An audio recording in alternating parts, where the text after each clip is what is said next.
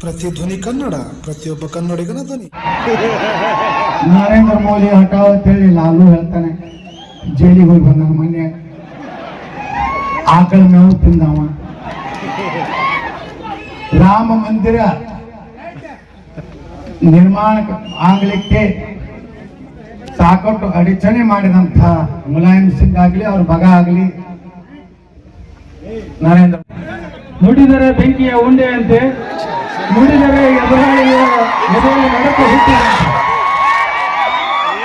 ಯಾರು ನಡಕು ಗೊತ್ತಿಲ್ಲ. ಎತ್ತಾಳ್ ಸಾಹೇಬ್ರು ತಮ್ಮೆಲ್ಲರ ಉದ್ದೇಶ ಮಾತಾಡೋಕಂದ್ರೆ ಅವ್ರು ನಿಲ್ಸ್ಕೊಳ್ತೇನೆ.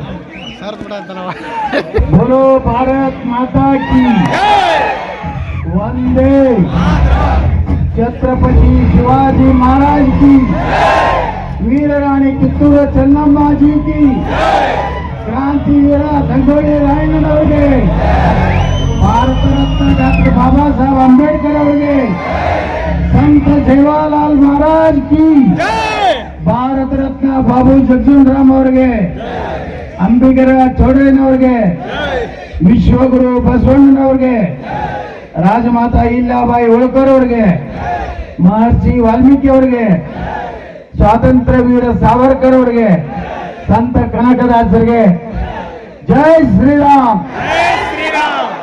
ಇವತ್ತಿನ ಹಾವೇರಿ ಗದಗ ಲೋಕಸಭಾ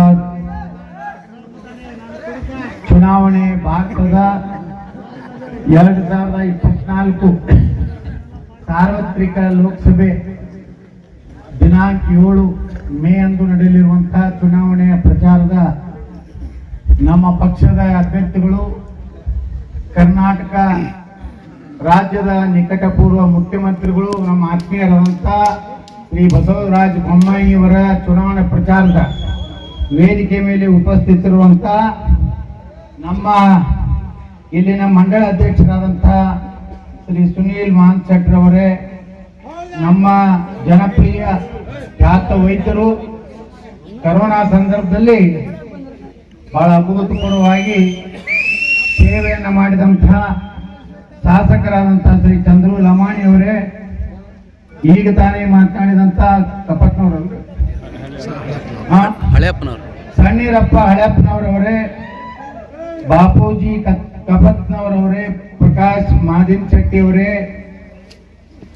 ಜಾಮು ಲಮಾಣಿ ಅವರೇ, ಚಂದ್ರಣ್ಣ ನೂರ್ ಶೆಟ್ಟಿ ಅವರೇ, ಶ್ರೀ ತಿಮ್ಮರೆಡ್ಡಿ ಮರಡ್ಡಿ ಅವರೇ, ಶ್ರೀ ಶಿವನಗೌಡ ಕಂಟಿಗೌಡ್ರವರೇ, ಶ್ರೀ ಅಂದಪ್ಪ ಮೆಣಸಿನಕಾಯಿ ಅವರೇ, ಶ್ರೀ ಶಾಂತಪ್ಪ ಬಳ್ಳಾರಿ ಅವರೇ, ಶ್ರೀ ನಿಂಗಪ್ಪ ಬನ್ನಿ ಅವರೇ, ಶ್ರೀಮತಿ ಮಲ್ಲಮ್ಮ ಅಣಪ್ಪನವರೇ, ಹಾಗೂ ವೇದಿಕೆ ಮೇಲೆ ಇರುವಂತಹ ಎಲ್ಲ ಪಕ್ಷದ ಮುಖಂಡರೇ, JDS ಪಕ್ಷದ ಎಲ್ಲ ಮುಖಂಡರೇ, ಇವತ್ತು ಈ ಒಂದು ನಮ್ಮ ಲೋಕಸಭೆ ಹಾವೇರಿ ಗದಗ ಲೋಕಸಭೆಯ ಹೆಬ್ಬಾಳ ಗ್ರಾಮದಲ್ಲಿ ಸೇರಿದಂತ ಎಲ್ಲ ನನ್ನ ತಾಯಂದ್ರಿ, ಅಣ್ಣ ತಮ್ಮಂದ್ರಿ, ಹಿರಿಯರೇ, ಯುವಕರೇ, ಪತ್ರಕರ್ತ ಬಂಧುಗಳೇ, ಈಗಾಗಲೇ ನಮ್ಮ ಚಂದ್ರು ಲಮಾಣಿಯವರಾಗಲಿ ನಮ್ಮ ಪಕ್ಷದ ಅಧ್ಯಕ್ಷರಾಗಲಿ ಹೇಳಿದ್ರು, ಇದು ದೇಶದ ಚುನಾವಣೆ.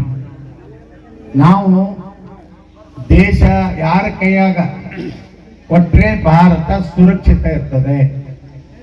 ದೇಶ ಯಾರನ್ನ ಇವತ್ತು ನಾವು ಪ್ರಧಾನಮಂತ್ರಿ ಮಾಡಿದ್ರೆ ನಮ್ಮ ದೇಶ ಬರುವಂತ ದಿವಸಗಳಲ್ಲಿ ಜಗತ್ತಿನ ವಿಶ್ವಗುರು ಆಗಲಿಕ್ಕೆ ಸಾಧ್ಯ ಇದೆ.